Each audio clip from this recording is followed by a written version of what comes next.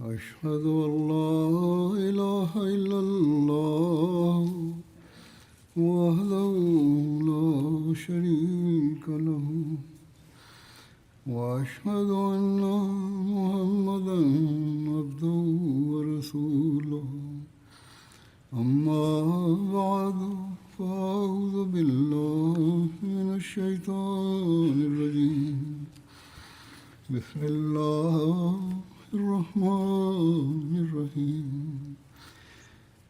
الحمد لله رب العالمين الرحمن الرحيم مالك يوم الدين إياك نعبد وإياك نستعين اهدنا الصراط المستقيم صراط الذين أنعمت عليهم غير المغضوب عليهم ولا الضالين.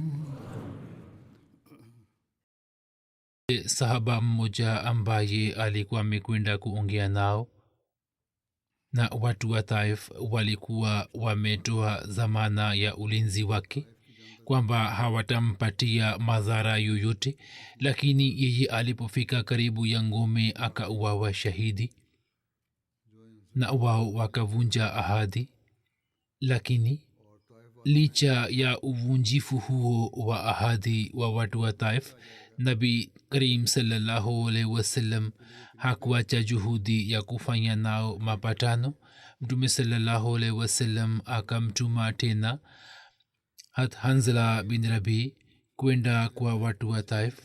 Yeye alipofika karibu na ngome na akawatumia ujumbe, baadhi ya watu wao wakaja nje ili kuongea naye, na Hanzala akasema kwamba nini, mnataka mapatano au la? Wao badala ya kusema kitu wakamshambulia Hanzala na wakimkamata wakaanza kumsukuma kwenye ngome yao.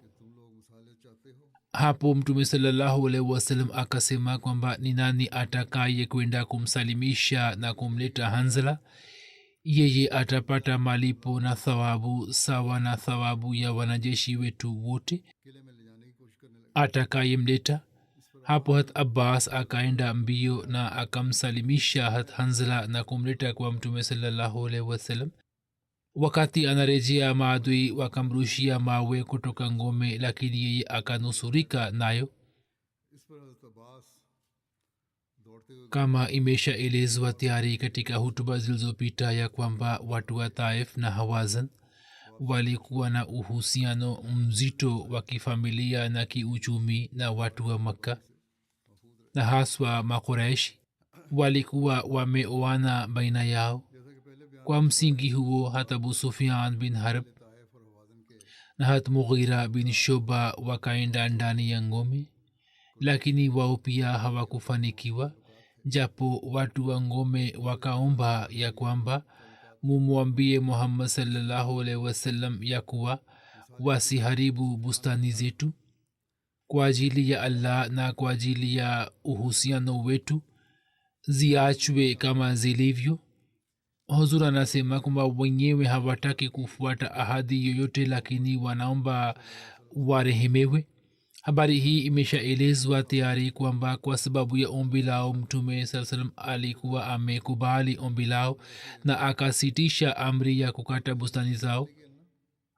Hiki ni kiwango cha sera ya mtukufu sallallahu alaihi wasallam kisicho na mfano wake, naye akatoa ushahidi wa uvumilivu na ukubwa wake. Hakufikiri kwamba wamewazingira kwa siku nyingi, na hii ilikuwa ni hila moja ya kivita ambayo kwayo Waislamu wangeweza kushinda vita. Lakini walipoomba kwa jina la Mwenyezi Mungu na wakaomba kufanyiwa huruma, Mtume akakubali ombi lao, na kizwahiri akakubali hasira moja kubwa ya kivita. Wakati ule Mtume sallallahu alaihi wasallam akatangazisha ya kwamba mtumwa yeyote akishuka ukuta wa ngome atakuja kwetu, yeye atakuwa huru. Hapo watumwa 23 wakishuka chini wakaja kuungana na waislamu. Watu wa Taif wakasikitika sana juu yake. Mtume akawaacha wote huru na kila mmoja wao akamkabidhi kwa muislamu moja moja na akamwajibisha muislamu kuhusu mahitajio yake. Kuhusu watumwa hawa Mtume sallallahu alaihi wasallam akatoa nasaha moja ya kwamba wafundishwe vizuri mambo ya kidini. Baada ya muda mchache watu wa Taif walipokubali Islam, wao wakaongea na Mtume kuhusu watumwa wao na walikuwa wamemwomba Mtume kwamba warudishiwe watumwa wao, lakini Mtume sallallahu alaihi wasallam akakataa kukubali ombi lao. Katika watumwa hawa wapo baadhi waliopata daraja kubwa katika Islam na kwenye uchamungu. Mmoja alikuwa Hazrat Abu Bakra. Vile vile safari moja Uyena bin Hisan Fazari aliomba rukhsa kutoka kwa Mtume sallallahu alaihi wasallam ya kwamba yeye akienda ndani ya ngome awapatie Banu Thaqif mwito wa Islam. Utambulisho wa Uyana bin Hisan ndio huu kwamba katika vita ya Ahzab huyo alikuwa kiongozi wa Banu Fazara kutoka kwa makafiri. Baada ya kushindwa kwa makafiri katika vita ya Ahzab, yeye alikuwa amenuia kuishambulia Madina, lakini Mtume sallallahu alaihi wasallam akitoka nje ya mji akazuia shambulio lake na akamfanya kushindwa vibaya. Kabla ya ushindi wa Makka alikuwa amesilimu tayari na akashiriki katika ushindi wa Makka. Wakati wa ushindi wa Makka kizwahiri alikuwa muislamu, akashiriki katika vita ya Hunain na Taif. Pia katika ukhalifa wa Abu Bakr radhiyallahu anhu yeye akaritadi pamoja na waritadi wengine waasi na akaelekea kwa Tulaiha aliyekuwa mdai wa utume na muasi wa Islam na akafanya bayati yake, na pamoja naye akapigana na majeshi ya Kiislamu, akapigana zidi ya majeshi ya Kiislamu. Na baada ya kushinda vibaya alipoletwa kwa Abu Bakr kama mahabusu, yeye akazuhirisha majuto yake. Hata Abu Bakr akamsamehe na yeye akasilimu tena, na wakati ule akasema kwamba mimi sikuamini kamwe kabla ya leo. Kuhusu huyo imeandikwa ya kwamba mtu huyo alikuwa mtu mgumu mwenye kibri sana. Alikuwa mpiganaji na kiongozi mashuhuri wa kabila lake. Kuhusu huyo inapatikana kwamba Mtume sallallahu alaihi wasallam alikuwa amemtaja kama kiongozi aliye mpumbavu.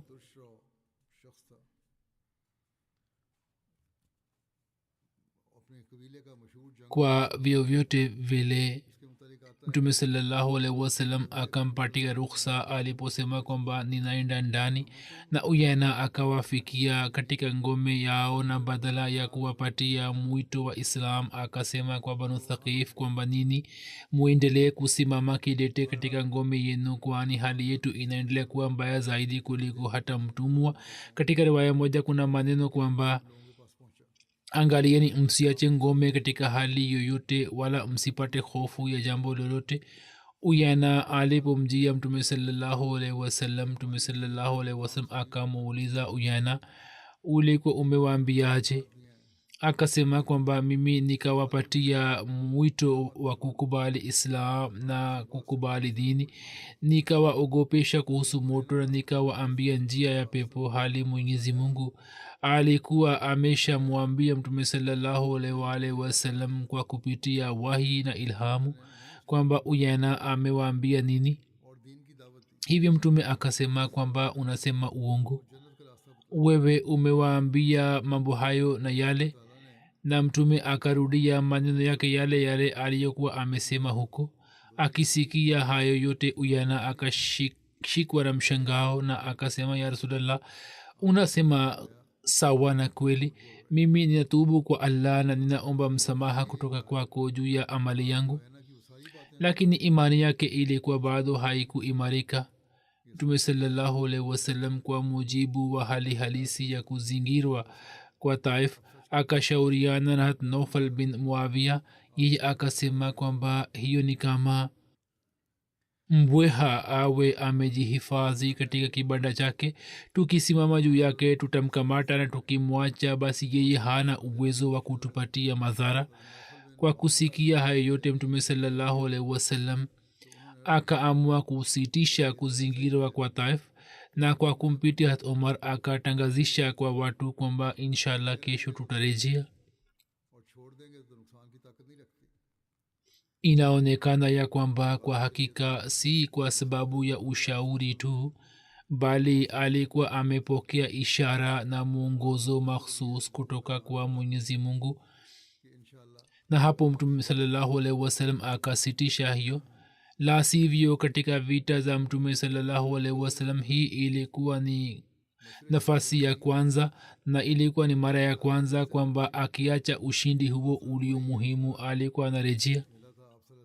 wenye kutoa maoni na waandishi wa riwaya waandike wanachotaka kuandika, lakini sisi tumeona katika historia ya kwamba katika vita zilizo ngumu na mushkil zaidi kuliko hiyo mwenyezi mungu alikuwa amemjalia ushindi usio wa kawaida na nusura.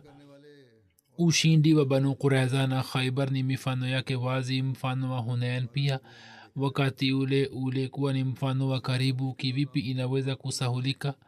baadhi ya watu wa Makka pia walikuwa na yakini katika vita ya Hunain kwamba mtume atashindwa, na kundi moja kati yao kimsingi walikuwa wamekuja ili kuona tamasha ya kushindwa kwake. lakini wakati ule vile vile mwenyezi mungu akabadilisha hali ya kushindwa vibaya katika hali ya kushinda, na huko Taif walikwepo wale wale tu walikuwa wameshindwa na kukimbia na walikuwa wamejificha kwa hofu. katika hali hiyo kushinda Taif hakukuwa kazi mushkil na ngumu, lakini mtume sallallahu alaihi wasallam kizwahiri akakubali hali hiyo na akamaliza kambi yake na akawatangazia watu warejee. kimsingi sisi twaona kipengele kimoja cha sera ya mtume saa salam kinachongaa ya kwamba hatua hiyo ya mtume saa salam alipoenda na jeshi haikuwa chini ya jaziba fulani ya nafsi, haikuwa na lengo la kujipatia mali ya ghanima au kushinda ardhi, bali kila hatua na kazi ya mtume, kauli na amali vilikuwa chini ya matakwa ya Allah. mjuzi wa mwenye habari na maisha yake yote yalikuwa yakisadikisha aya hii kwamba qul inna salati wa nusuki wa mahyaya wa mamati lillahi rabbil alamin, sema hakika sala yangu na sadaka yangu na uzima wangu na kufa kwangu ni kwa ajili ya Allah tu, mola wa walimwengu wote. wakati wa kuzingira Taif yapo mambo mawili yanayodhihirisha wazi kinaga ubaga ya kwamba mtume sallallahu alaihi wasallam alikuwa amepokea mwongozo kutoka kwa Allah kwamba kuzingirwa kwa Taif kusitishwe, na ye akasitisha mara moja. kuhusiana na hilo kuna kumbukumbu moja kuhusu ndoto moja ya mtume sallallahu alaihi wasallam. hivyo ibn hisham ameandika kwamba wakati wa kuzingirwa kwa Taif mtume sallallahu alaihi wasallam alimwambia Abubakar ya kwamba Abubakar, leo nimeona katika ruya ya kwamba chombo kimoja kilichojaa siagi kimeletwa kwangu kama zawadi. kisha kuku akapiga chombo na akaangusha chini. Abubakar akasema kwamba katika rai yangu safari hii hutaweza kupata kile unachotaka kupata kutoka Thaqif. hili lilikuwa kabila moja, yani ushindi tunaotamani kupata, na kwa ajili yake tumefikiri inaonekana kuwa ngumu. tunaona kwamba kupata ushindi ni kugumu. mtume saa salam alisema kwamba katika wazo langu pia kupata ushindi huu kwa sasa ni jambo lisilowezekana. kwa njia hiyo katika riwaya moja inapatikana kwamba Khawla binti Hakim ambaye jina lake limetajwa kama khwaila vile vile alikuwa mke wa uthman bin mazun. yeye akaja kusema kwa mtume sallallahu alaihi wasallam kwamba ya rasulallah sallallahu alaihi wasallam, mwenyezi mungu akikujalia ushindi wa taif, basi dhahabu ya badia binti ghilan au faria binti aqil nipatie dhahabu yake, kwani katika watu wote wa thaqif hakuna mwanamke yote ambaye ana dhahabu yenye thamani kama huyo. mtume akamwambia kwamba e khola, kama nisipopewa rukhsa ya kupata ushindi juu ya thaqif kisha nifanyeje? khola akatoka huko na akaenda kuongea na hat umar. hat umar akaja kwa mtume sallallahu alaihi wa alihi wasallam na akasema kwamba ya rasulallah, khola anaongea mambo gani? anasema kwamba umemwambia jambo hilo? alisema kwamba ndio nimesema. hat umar akaelewa mara moja na akasema kwamba je, kuhusu hawa hukupewa idhini kuhusu ushindi huo au kuendeleza vita? alisema hapana. hat umar akasema kwamba sasa je, niwaambie watu waondoke? mtume akasema kwamba ndio. basi hat umar kwa idhini ya mtume akawatangazia watu kuondoka kutoka huko. tangazo lilipotangazwa la kurejea, baadhi ya watu wakadhihirisha kwamba kwa nini tunarejea bila kupata ushindi. inaonekana kwamba baadhi ya vijana walikuwa wameonyesha rai hiyo. mwanzoni hat abubakar na hat umar wao wakaenda kwao kwamba wao waende kumwomba mtume sallallahu alaihi wasallam kwamba sisi tuendelee na kuzingira kwa Taif hadi tupate ushindi, lakini wao wakasema kwamba hukumu ambayo mtume ametoa ni sawa kabisa. hata Abubakar na Umar wakakataa kuongea na mtume sallallahu alaihi wasallam. hapo vijana hawa wakaja kwa mtume sallallahu alaihi wasallam na kwa jaziba sana wakasema kwamba huzur, tutapigana. mtume akasema kwamba sawa, kesho asubuhi nendeni mkapigane. hivyo siku ijayo wakajitokeza ili kupigana, lakini hawakupata chochote isipokuwa majeraha tu. hapo mtume akasema kwamba sisi inshallah kesho tutarejea, yaani hakuna faida ya vita, mmerejea kwa kupata majeraha tu. wao pia wakaonyesha furaha kwa kuona mabadiliko katika rai yao. mtume pia akatabasamu. katika vita hii watu watatu wa makafiri waliuawa, isipokuwa kuhusu wale waliopata majeraha na waliouawa hakuna maelezo yanayopatikana zaidi, kwani watu hawa waliendelea kubaki ndani ya ngome tu, na pia hakuna idadi maalum ya waislamu kwamba wangapi walipata majeraha.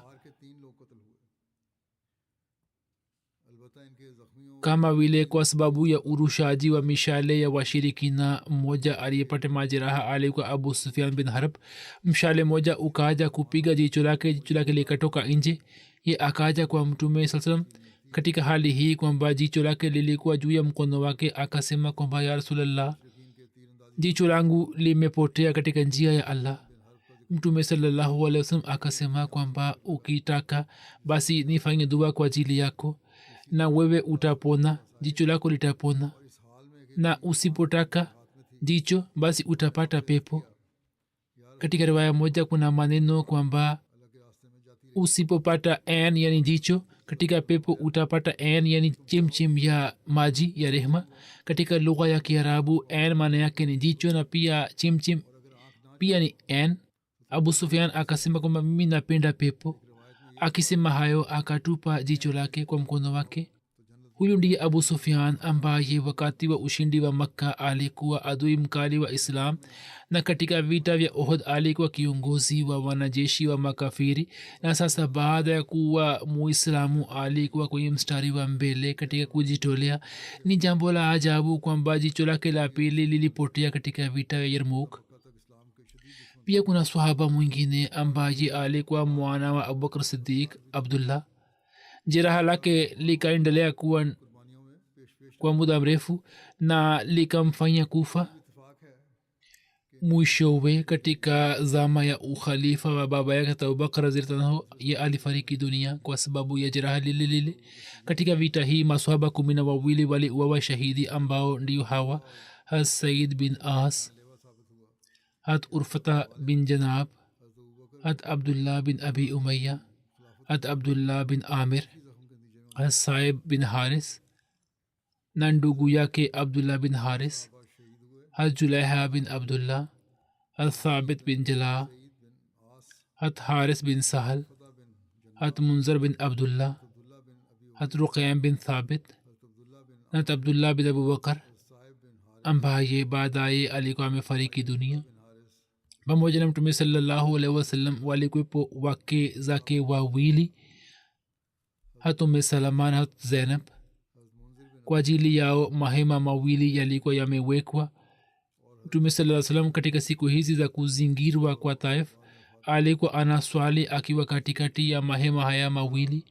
mtume sallallahu alaihi wasallam kwa siku ngapi aliendelea kuzingira Taif?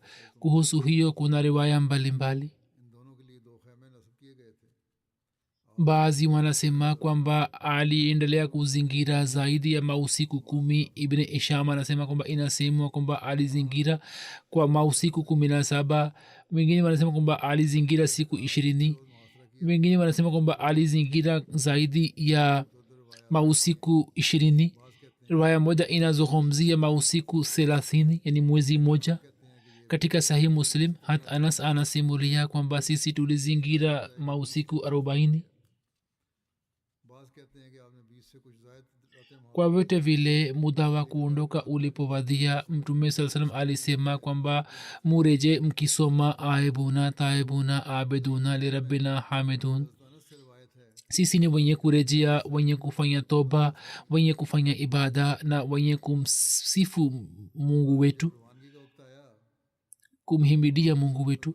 mtume sasa akaambiwa kwamba ya rasulullah sallallahu alaihi wasallam, ufanye dua mbaya kwa ajili ya banu saqif, angalieni uvumilivu na rehema yake, kwamba kizwahiri anarejea bila kupata mafanikio, lakini mtume badala ya kuwaombea dua mbaya akafanya dua hii kwamba allahumma hdi saqifan wa ati bihil muslimin, e allah uwaongoze saqif na uwalete wakiwa waislamu.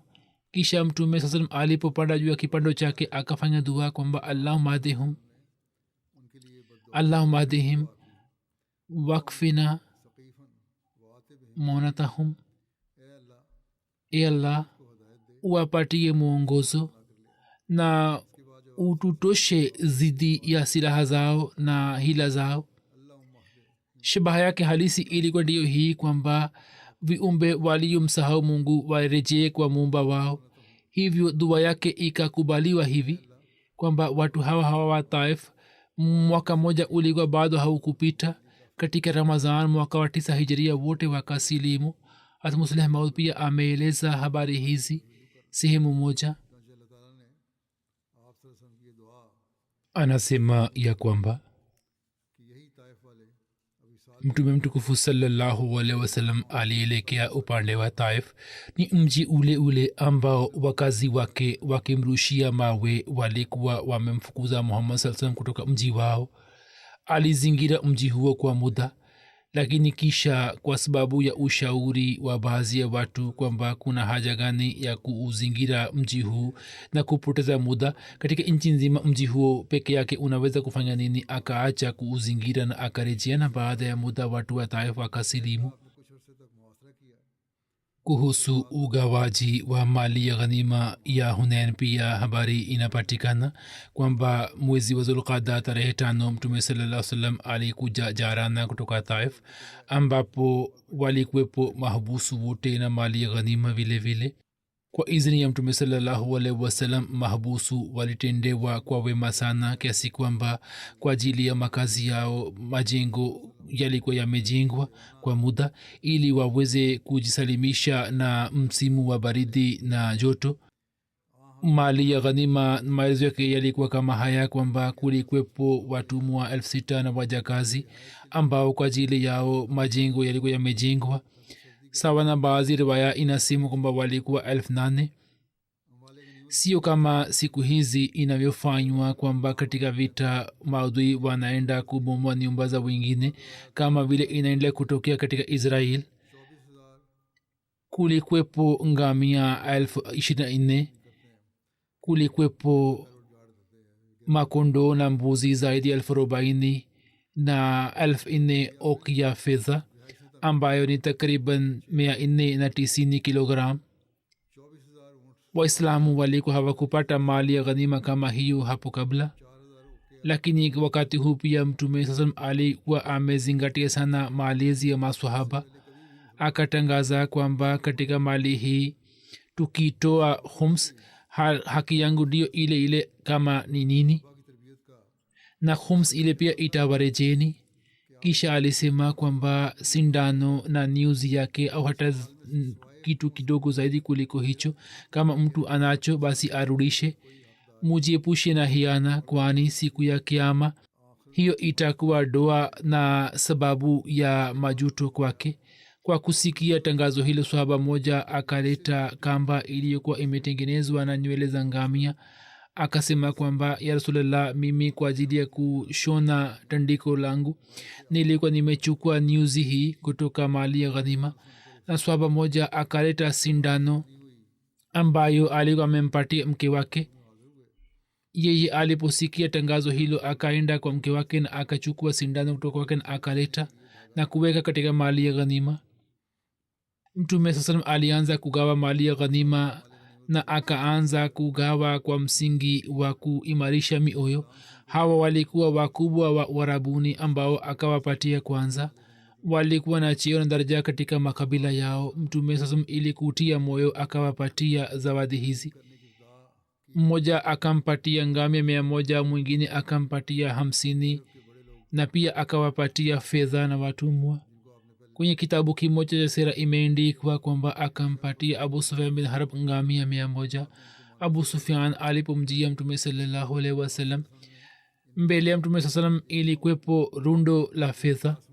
alipoona akasema kwamba ya rasulallah, wewe umekuwa tajiri katika makuresh. mtume saa salam akatabasamu na akatoa izni kwamba abu sufyan apatiwe 40 oki ya fedha na ngamia 100. abu sufyan akasema kwamba umpatie mwanangu yazid vile vile. mtume akampatia 40 oki ya fedha na ngamia 100. huyu alikuwa mtoto wa abu sufyan. kikawaida yazid anayetajwa katika historia yeye alikuwa mjukuu wa abu sufyan, yani mtoto wa muavia. abu sufyan akasema kwamba ya rasulallah, umpatie mwanangu wa pili muavia vile vile. mtume sasa akatoa idhini kwamba apatiwe 40 okia fedha na ngamia 100. hapo abu sufyan akasema kwamba wazazi wangu wajitolee kwako, wewe ni mkarimu sana, nimepigana nawe na wewe ni mpiganaji mzuri sana, kisha nikafanya suluhu na wewe ni mtu mzuri sana mwenye kufanya suluhu. mungu akujalie mema. watu wenye heshima wa Makka, mmoja alikuwa Hakim bin Hizam. wakati wa ushindi wa Makka alikubali Islam na mtume saa salam alikuwa ametangaza kwamba atakaye ingia katika nyumba ya Hakim bin Hizam ye atapatiwa amani. huyu alikuwa mtoto wa ndugu ya Khadija. mtume saa salam akampatia ngamia 100. mwenyewe anasimulia kwamba mimi nikaomba ngamia 100 zaidi, mtume akanipatia. nikaomba ngamia 100 zaidi, mtume akanipatia zaidi. kisha mtume akasema kwamba Hakim, mali hii ni nzuri na tamu, mali hii ni nzuri sana. atakaye ipokea bila kuwa na tamaa yake atapata baraka, na atakaye pokea kwa tamaa ya nafsi na ubahili hatapata baraka. huyu ni kama vile ambaye anakula lakini hashibi. mkono wa juu, yani mwenye kutoa, ni bora kuliko mkono wa chini unaopokea. hiyo ikawa athari ya nasaha ya mtume sallallahu alaihi wasallam juu ya kwamba wakati ule ule akasema, ya rasulallah sallallahu alaihi wasallam, na apa kwa mungu ambaye amekutuma kwa haki, baada ya leo hadi kufa kwangu sitamwomba yeyote kitu chochote. Na sawa na baadhi ya riwaya ngamia 200 ambao alikuwa ameomba akarudisha, na kisha akasimama kidete juu ya ahadi yake katika maisha yake na hakuomba chochote kutoka mtu yeyote, na akaendelea kuwa na ahadi hiyo kwamba katika zama ya ukhalifa Abubakar Siddiq radhiyallahu anhu alipokuwa anatoa mali ye alikuwa anakataa kupokea. kisha Hazrat Umar pia akamuita ili kumpatia mali ambayo ilipatikana kwa sababu ya ushindi wa Kiislam. Makhalifa walikuwa wanapatia maswahaba kama zawadi. Hakim bin Hizam akakataa kupokea. Hapa Umar akaelekea kwa watu wote na akasema kwamba ni watu muwe shahidi, mimi nilimpatia haki yake lakini ye akakataa kupokea. Waliopata neema na zawadi kutoka Mtume sallallahu alaihi wasallam, mmoja alikuwa kiongozi wa Makka, Safwan bin Umayya.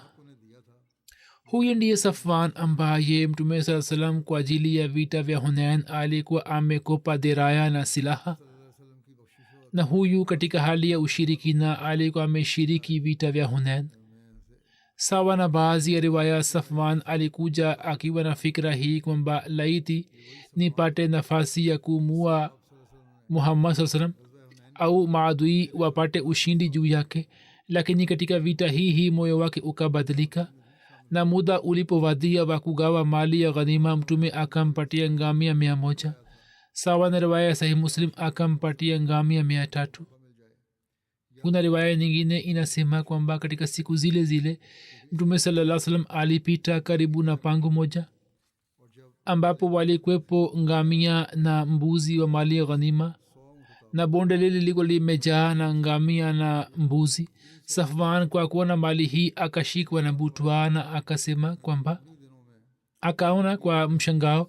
Mtume akasema kwamba Abu Wahab, hiyo ilikuwa kunia ya Safwan, je, sehemu hiyo imekuingiza katika mshangao? Akasema ndio. Mtume akasema kwamba mali hiyo ni ya kwako, chukua wewe. Safwan akasema kwamba mimi natoa shahada kwamba wewe ni nabii wa Allah, kwani hakuna awezaye kufanya hivyo isipokuwa nabii tu. Sawa na riwaya nyingine, Safwan bin Umayya mwenyewe anasimulia kwamba Mtume sallallahu alaihi wasallam aliendelea kunipatia mali ya ghanima kutoka mali za Hunain. Natija yake ikawa hivi kwamba mwanzoni mimi nilikuwa simpendi Mtume Muhammad sallallahu alaihi wasallam katika ulimwengu mzima, lakini kisha yeye akawa mpendwa wangu katika watu wote. Ilmuradi Mtume sallallahu alaihi wasallam aliendelea kuwapatia viongozi wa Uarabuni ambao idadi yao inaelezwa ni zaidi ya 50. kisha Mtume sallallahu alaihi wasallam akamwambia Zaid bin Thabit kwamba awaite watu wengine, na akagawa mali ya ghanima baina yao.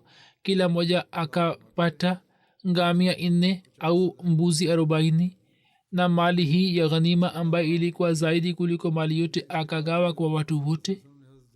Hiki ni kipengele cha sera ya Mtume sallallahu alaihi wasallam kwamba wapinzani ambao wanaleta shutuma zidi ya Mtume sallallahu alaihi wasallam kuhusu vita, kwamba kwa kuwa Waislamu walikuwa maskini na walikuwa hawana mali ndio maana wakaanzisha vita. Kama kungekuwepo uhakika katika jambo hilo, basi ugawaji wa mali ya ghanima wa Hunain ungefanywa kwa njia nyingine, lakini hapo tunaona kwamba sehemu kubwa ya mali ya ghanima waliopatiwa walikuwa watu wengine, walikuwa watu matajiri wa Quraysh, bali sawa na baadhi ya riwaya mali yote ikagawanywa kwa watu wengine tu. Lakini dunia ikaona kwamba Mtume sallallahu alaihi wasallam hakuweka chochote kwa ajili yake. Sawa na baadhi ya riwaya ambazo zitaelezwa siku za usoni, hakuwapatia wenzake yani Ansar wa Madina chochote kutoka mali hii ya ghanima.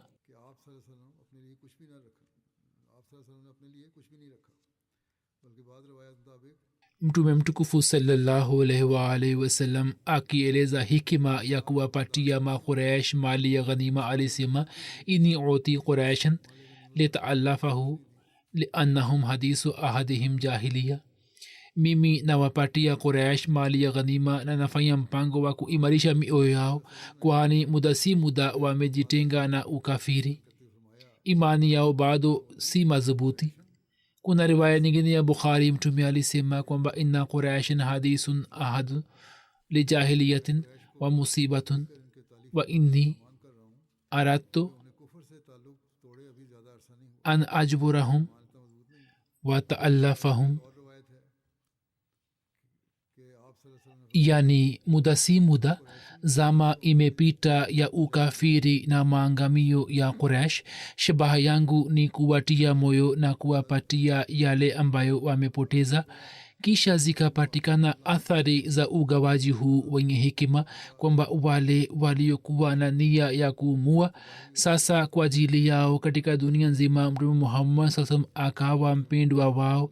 Wale ambao mwanzoni walikuwa wenye nia ya kuiangamiza Islam, sasa kwa ajili ya Islam na kwa ajili ya uhifadhi wa Mtume sallallahu alaihi wasallam wakawa tayari kujitolea uhai wao.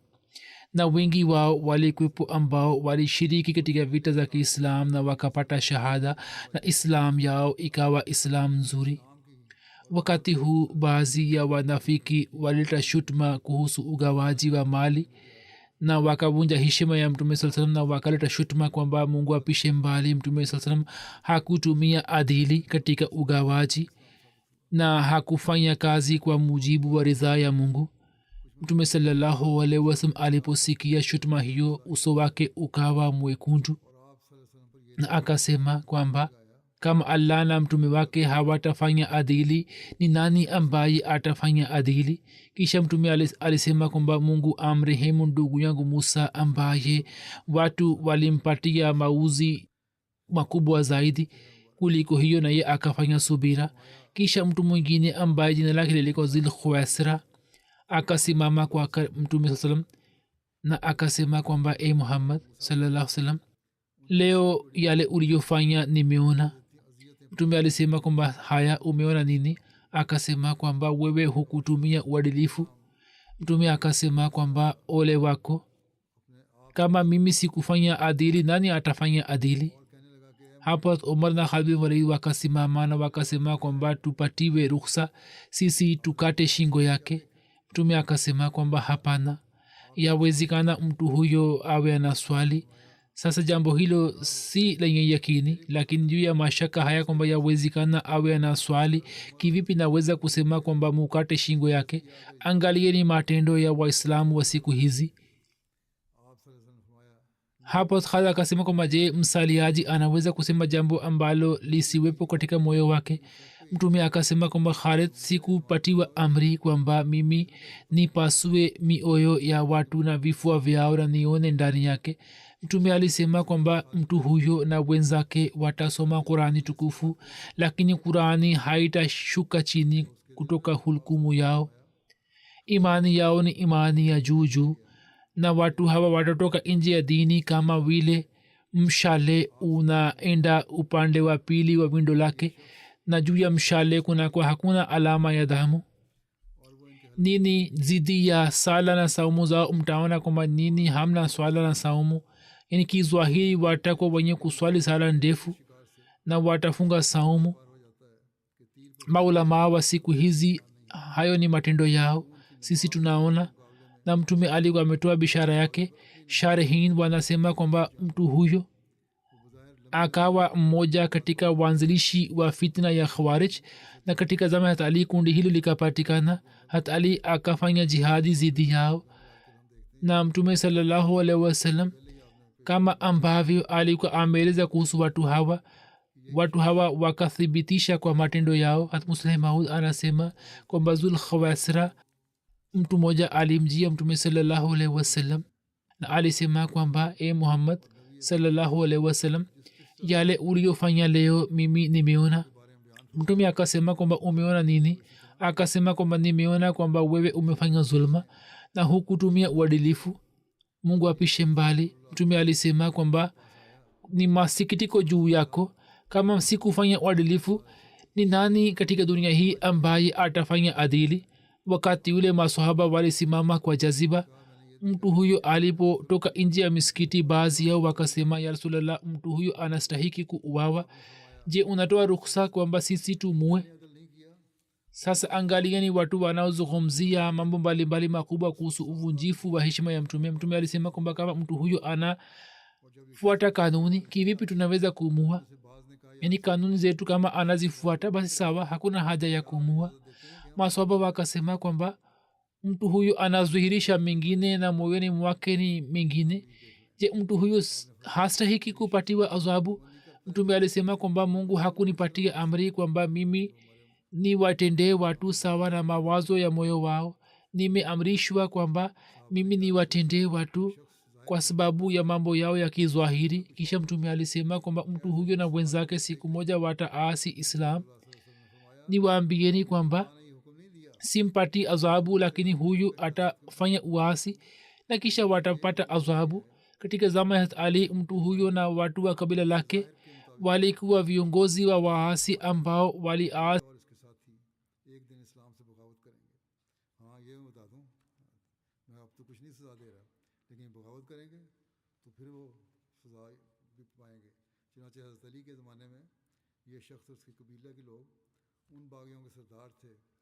जिन्होंने हज़रत अली से बगावत की और ख़वारिज के नाम से आज तक मशहूर हैं बाकी इंशाअल्लाह ताला आइंदा